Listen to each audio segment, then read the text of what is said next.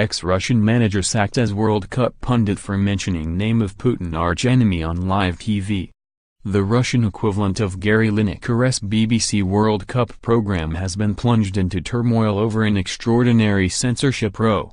Pundit Leonid Slutsky, 47, formerly Hull manager, suddenly quit amid claims he is being punished for mentioning taboo name Alexei Navalny on state-run TV. Navalny is Vladimir Putin's arch-foe who was barred from standing against him in this year's presidential election.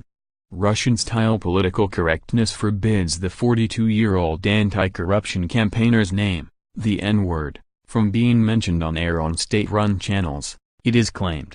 Problems deepened when another Channel 1 commentator Vasily Utkin was also fired from World Cup coverage soon after he posted online about Navalny. Informed sources said he was axed under pressure from the Kremlin.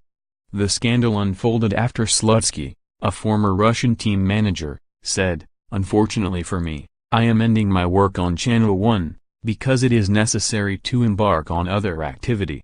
This followed his earlier on-air quip during Germany's game against Mexico when he said, "Does Navalny play football? It would be interesting to see."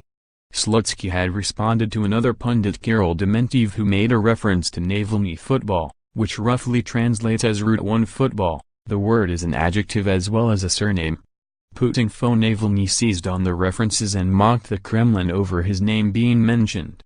"The moment when censorship came down and I turned up on Channel 1. Well, almost," he joked on Twitter. Slutsky has sought to play down the row by saying he is poised to start work as manager of Vitesse Arnhem in the Netherlands. But fans were not convinced this was the true reason his time as a World Cup pundit lasted just 4 games. Many saw him as the best pundit on Russian TV, and social media blamed censorship for his demise.